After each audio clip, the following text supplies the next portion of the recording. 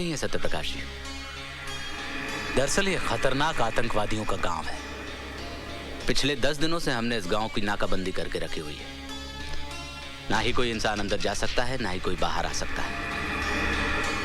हमने खाना, बिजली, पानी सबकी सप्लाई बंद करके रखी है। बिजली पानी बंद करके आपने उनके जख्मों पर मरहम नहीं लगाया है, बल्कि नमक रगड़ा है। माना कि वो आतंकवादी हैं, लेकिन उनके गुनाहों की सजा आप उनके बीवी बच्चों को क्यों दे रहे हैं? तो क्या कह रही हैं?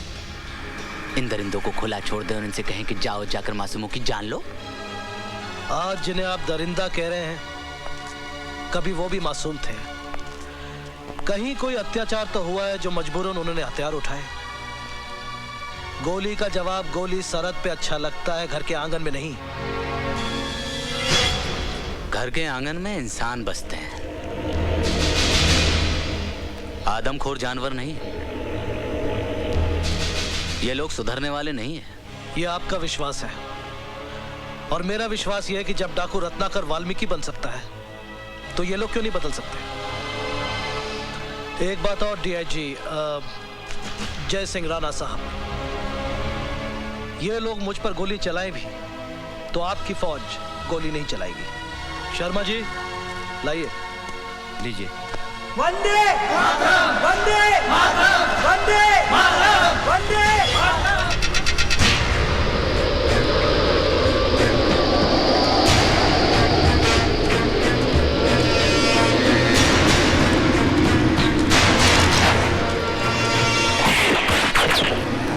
मुझे मारने से अगर तुम्हारे बच्चों की भूख प्यास मिटती है तो चलाओ गोली, चलाओ।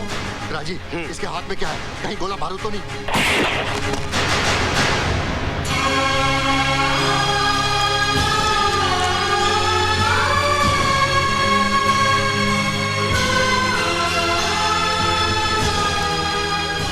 बापू, तुम भी खा लो, तुम भी तो भूखे हो। बेटा, अगर ये रोटी खाई तो सारी जिंदगी जेल की रोटी खानी पड़ेगी। ऐसा हरगिज नहीं होगा। सरकार ने मुझे वचन दिया है कि तुम्हारे साथ कोई नाइंसाफी नहीं होगी अगर तुमने आत्मसमर्पण कर दिया तो।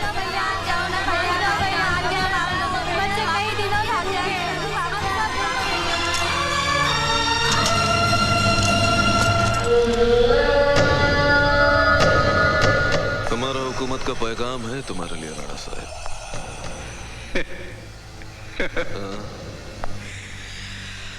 आजकल तुम्हारी हुकूमत पैगाम बहुत भेजती है, इनाम कम देती है। ओ, इस बार इनाम का रकम इतना ज्यादा है कि तुम गिनते गिनते थक जाएगा राणा साहब। अच्छा? हाँ, आईएसआई ने तुम्हारा स्विस बैंक का अकाउंट में 15 करोड़ रुपया जमा भी कर दिया है।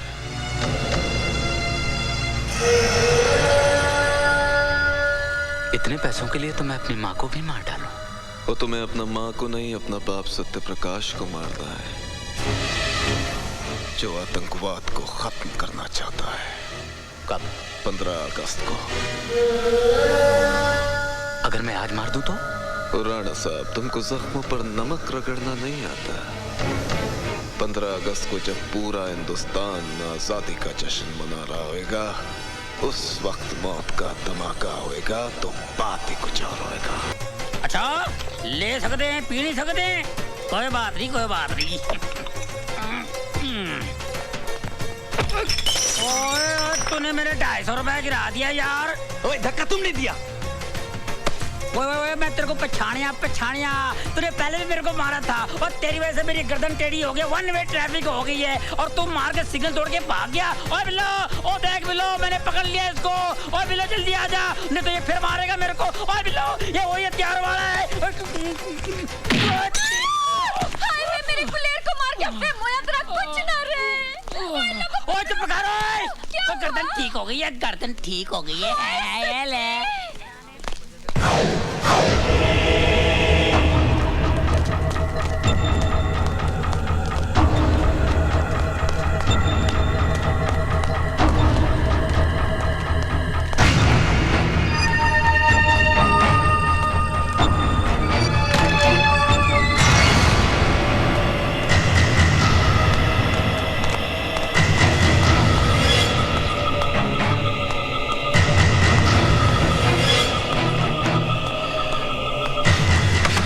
छोटा खान, किधर से आ रहा है? भाईजान वो शराब की।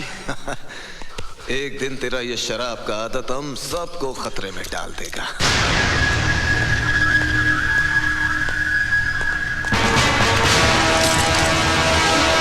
ओए, कौन है तू? मुझे तुम्हारी तलाश थी और तुम्हें मेरी। मुझे असले की डिलीवरी चाहिए। ओ, तू है? पैसा कहाँ है? पैसा? सामान कहाँ है? पहला पैसा। ठीक है, थोड़ी देर बाद मैं पैसों के साथ तुम्हें यहीं मिलूंगा। हम इंतजार करेगा।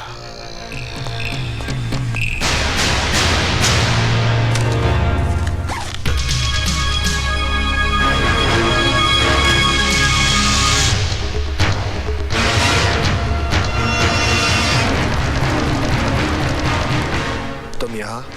वो हमने सोचा कि इतना बड़ा बोझ तुम उठाएगा, तुम्हारा बाजू थक जाएगा। तुमने अभी तक मेरे बाजों की ताकत देखी कहाँ है? इस घोड़े के सामने तुम्हारा बाजू का ताकत बेकार है। ला बैग मुझे दे।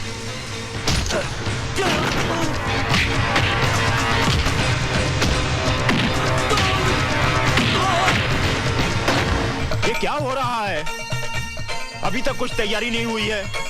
सुबह से आप लोग काम पे लगे हुए हैं। भाई साहब, आप फिक्र मत कीजिए, सारा काम वक्त पर हो जाएगा। अरे जल्दी करो, जल्दी करो।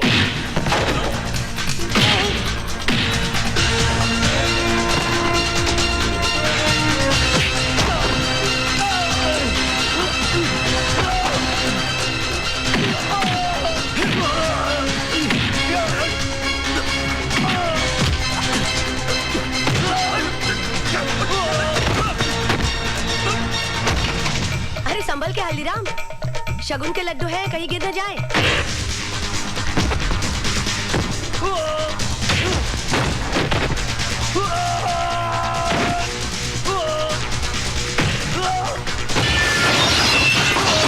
बादल क्या है बेटे? बादल?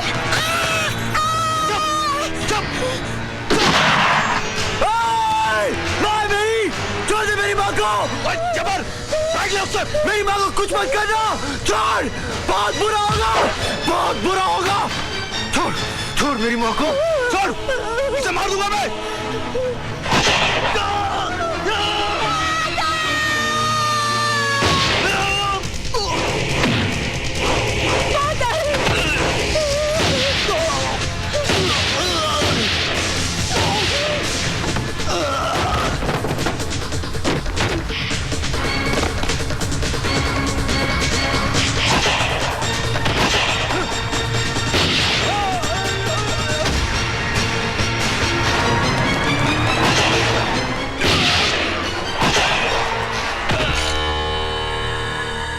हथियार चलाना तुम्हें कैसे आया?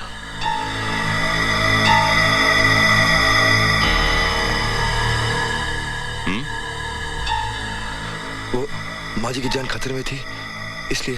कौन हो तुम? आप तो जानते हैं मुझे। मैं वो जानना चाहता हूँ जो तुमने मुझे बताया नहीं। आप ऐसे ही मुझ पे शक कर रहे हैं? ये रुपयों से भरा बैग और खून से लथपथ लाशें चिल्ला चिल्ला कर कह रही हैं कि तुम भोले भाले इंसान नहीं हो, बल्कि एक मुजरिम हो, मुजरिम। और इसकी सजा तुम्हें मिलेगी।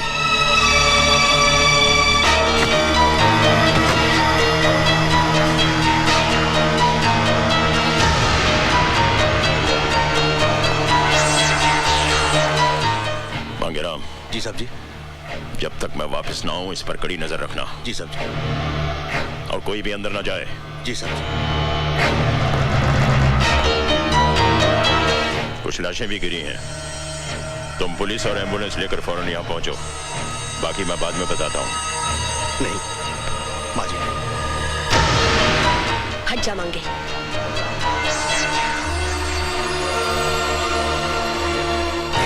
अगर मेरी दाढ़ी मूछें होती तो आप मुझे भी अंदर कर देते।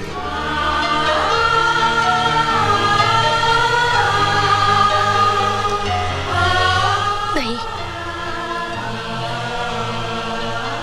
तू मुजरिम नहीं हो सकता।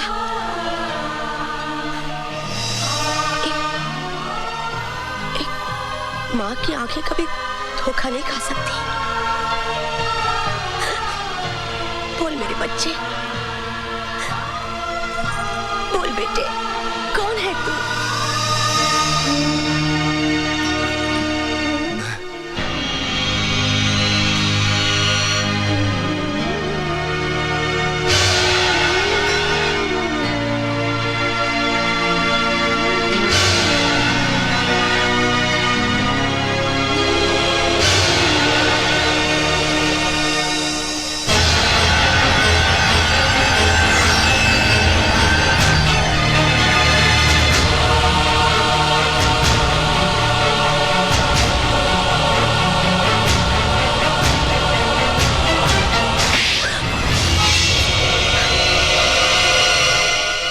तुमने क्या किया है?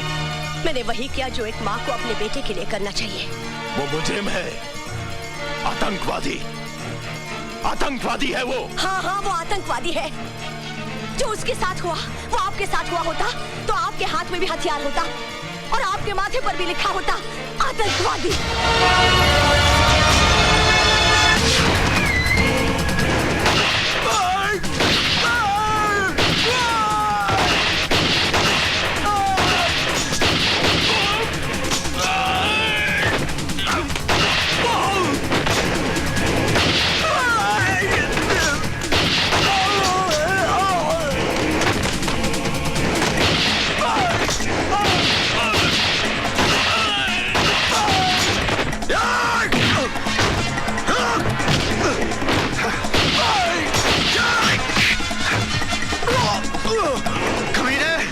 वो माँ थी मेरी जिस पे तेरे भाई ने हथियार रखा था।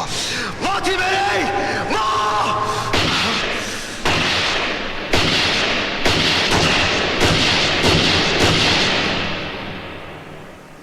आतंकवादी। कानून की नजरों में एक आतंकवादी बहुत बड़ा मुजरिम होता है और उसी कानून की नजरों में उसे पनाह देने वाला उससे भी बड़ा मुजरिम होता है। अब आप मुझे यह बताइए एसीपी साहब कि कानून को आप जैसे मुजरिम के साथ कैसा सलूक करना चाहिए? डीआईजी साहब, मेरे बयान का एक एक लफ्ज गीता और रामायण की तरह पवित्र और सच है और सच के सिवा कुछ नहीं है। अगर यह बात सच है तो मुझे आपके साथ साथ आपकी बीवी भी सलाखों के पीछे नजर आ रही है। एसीपी साहब, मैं आपको बचा लूंगा अगर आप मुझे सच सच बता दें कि आपके खानदान ने कितने पैसे में बेचा अपने ईमान को। डीआईजी साहब, हमारा खानदान पैसों से नहीं बिकता बल्कि प्यार से बिक जाता है। मेरी पत्नी को पूरा यकीन है ये बादल पैदाइशी आतंकवादी नहीं है। 1984 में पंजाब के एक गांव खेमकरण में एक पुलिस वाले ने उसके मां बाप और बहन को तमाम गांव वालों के साथ जिंदा जला दिया था और वो लड़का भटक कर आतंकवादी बन गया।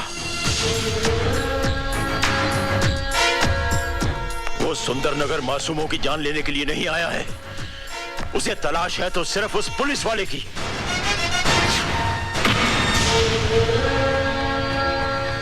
ओह, आई सी।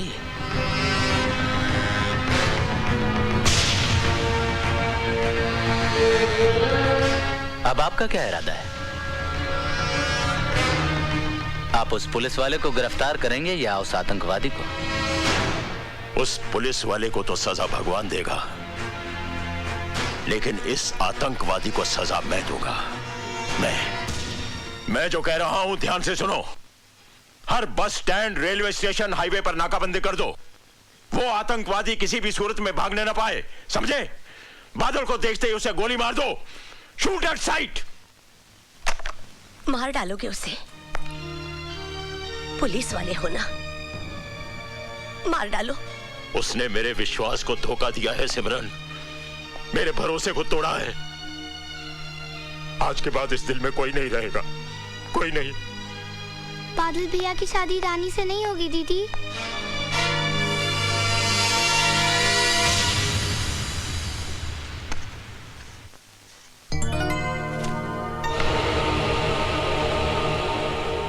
बादल? बादल नहीं, टेररिस्ट।